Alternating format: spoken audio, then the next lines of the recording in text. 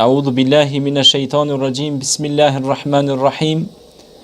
Falenderojmë Zotin e Madhreshëm, paqja qoftë mbi të dërguarin e tij Fisnik Muhammedin alayhis salatu wassalam, familjen e tij, shokët e tij dhe gjithë ata që ndjekin dhe pasojnë këtë rrugë të bekuar. Na bëv Zoti dhe neve prej tyre, amin e xhmein salihin siddiqin ulaik rafika.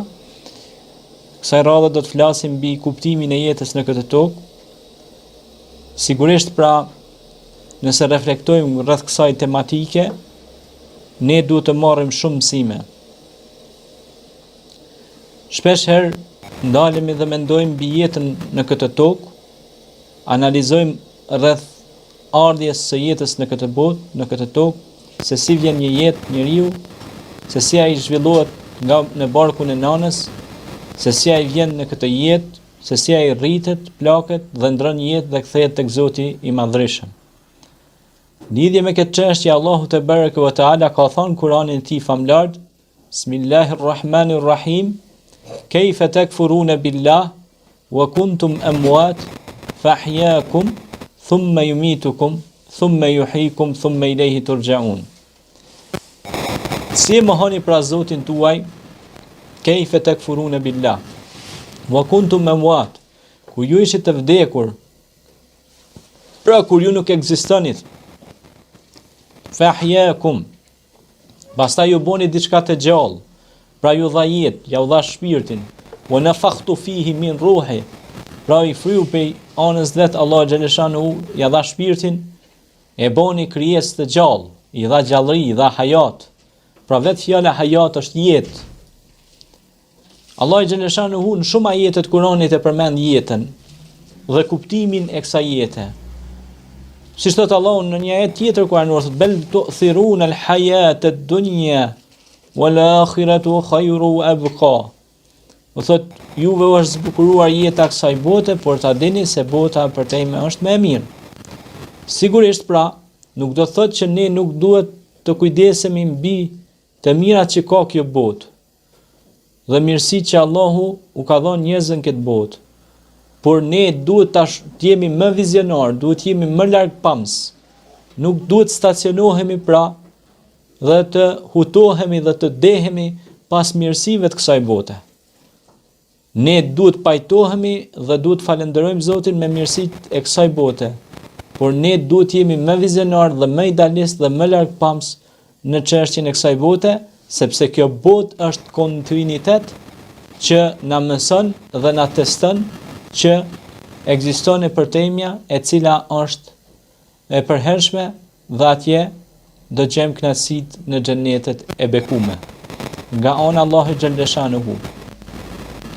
Pra vetë fjala hayat është pra jetë. Por cila është jeta dhe kuptimi i vërtet i jetës në këtë botë? Është të njohësh Allahin xhaleshanuhu.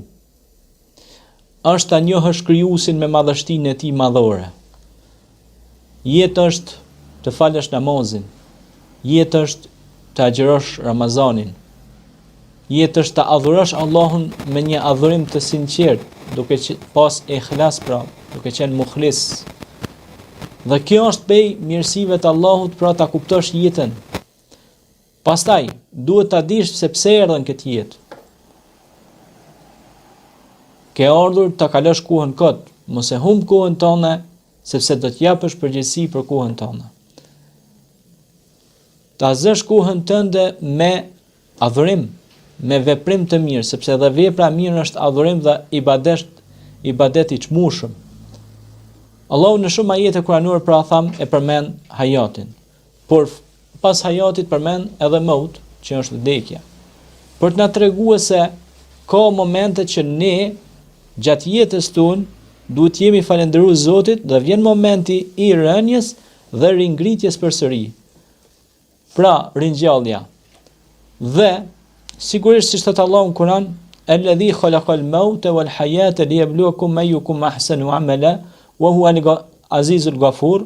Pra, Allahu ka kriju pra maut, vdekjen dhe jetën, mi u provu gjithë cilin për ju se cili është më vepërmir, ahsanu amala, pra që është pe ahsenve, pe atyre që bëjnë vepra të mira, çka Allahu është i kënaqur me ta. E vepër e mirë, siç e kemi diskutuar në shumë ligjërime dhe do ta ridiskutojmë dhe do ta ritheksojmë, është edhe respektimi i prindërve.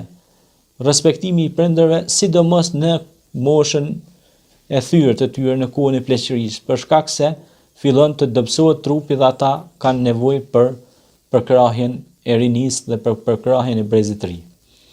Pastaj, prej adhurimeve dhe veprimeve të mira që ta shijojmë jetën dhe të kemi jetë të gjatë, është lidhja farafisnore. Nëse doni të keni jetë të gjatë dhe të shëndetshme dhe me bereqet dhe furnizim nga ana e Allahut, është respekti i nënës, babait, farafisit e kështu me radhë.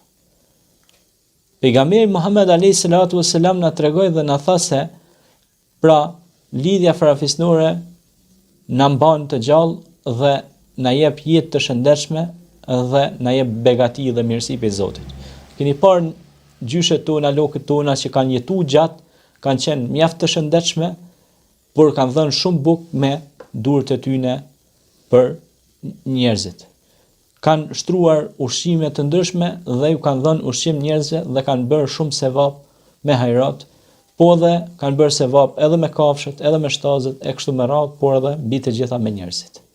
Prandaj ai që jep ushqim, ai që bëhet sebeb ta ushqejë një njeri, ka shpërblim bigajri sab prej anës Allahu xhaleshanuhu. Kjo jetë duhet kuptohet ashtu siç është. Dhe duhet ta kuptojmë se ta marrim një shembull shumë të qartë, siç është fara që mbillet në tokë. Dhe ajo shpërthen, gufon. Dhe del si pemë e vogël, fidan pra.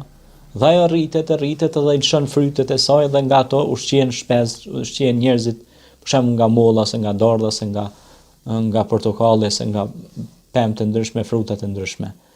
Ato pra i shërbejnë njeriut, i shërbejnë krijesave, i shërbejnë zogjve, shpesëve, i shërbejnë mbi të gjitha dhe ambientit që na rrethon me oksigjen. Ato pra thithin dioksidin e karbonit edhe çlirojnë oksigjen. Oksigjeni na shërben neve, dioksidi i karbonit është në disfavorin tonë. Pra, ato marrin dioksidin e karbonit përçesi fotosintezës dhe e kthejnë në oksigjen. Pra, ato punojnë për të mirën e jetës. Po ne si njerëz sa punojmë për të mirën e jetës dhe sa ne kemi qëllim këtë jetë dhe jetën tjetër. Sa ne kujdesemi për këtë jetë dhe jetën tjetër. Çka është kujdesesh për këtë jetë dhe jetën tjetër? Të bësh vepra të mira, të cilat vepra të mira të shoqërojnë ty në këtë botë dhe në botën tjetër me emrin e Allahut mëshiruesit, mëshirbërësit. Dhe sigurisht siç tha dhe pejgamberi ynë i dashur Muhammed alayhis salatu wassalam, njeriu e shoqërojnë prej disa gjërave që shoqërojnë njeriu në jetë është pasuria, familja, fëmijët, e shumë gjëra të ndryshme. Pej tyre është edhe veprat e mira që ai bën për hir të Allahut. Kur ai ndron jetën në këtë botë, jetë pasuria, kapitali, jesin gjitha këto gjëra. Dhe mbetet, çka mbetet? Mbetet vepra e mirë që e shoqëron ata. E pej veprës të mirë, thot pejgamberi alayhis salatu wassalam, është edhe vladi i hajrit. Pra nëse ti ke edukuar një fëmijë apo ke edukuar fëmijët e tu, që ata të jenë qytetarë të mirë, të jenë të edukuar, të kulturuar, të jenë besimtarë të mirë, të jenë adhurues të Allahut të Madhërisëm, të jenë kujdestarë të tokës dhe të jetës mbi tokë, të mos e shkatrojnë tokën, të mos e prishin atmosferën dhe ambientin, atëherë shpërblimi është padyshim i madh nga ana e Allahut te bareke ve taala amma yushrikun. Jeta është të sillemi mirë edhe me kafshët, jetë është mirë të sillemi mirë edhe me pemt, me tokën, me ambientin ku jetojmë, të mos hedhim pra mbeturina vend pa vend, dhe jetë është edhe të mbajmë pastërtinë, higjienën, si higjienën trupore, ambientin, vendin ku falemi, vendin ku lutemi, vendin e punës ku punojmë, ambientin, zyren e kështu me radhë, të mbajmë pastërtinë. Sepse, siç tha edhe pejgamberi alayhis salatu wassalam, pastërtia është gjysma e besimit dhe imanit. Prandaj kuptimi i jetës mbi tokë është që jetën njeriu ta bëj jetë dhe të mos e bëj njeriu jetën e vet kaos. Ka shumë njerëz që thotë se e bojnë jetën e tyre kaos. Pse? Sepse ata mendojnë vetëm anën negative. Ose paragjykojnë të tjerët.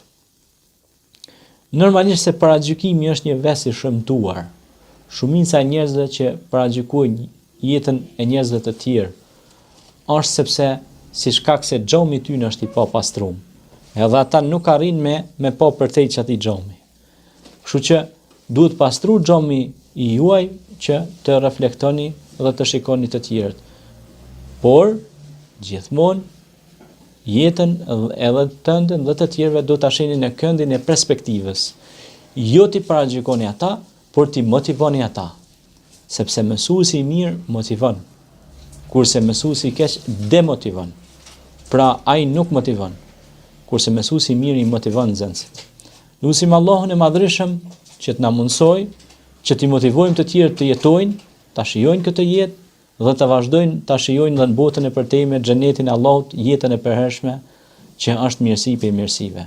Ju falenderit për vëmendjen dhe këto çaste. Aqulu qawli hadha wastaghfirullah li wa lakum fastaghfiruhu innahu huwal ghafurur rahim. Assalamu alaikum wa rahmatullahi wa barakatuh.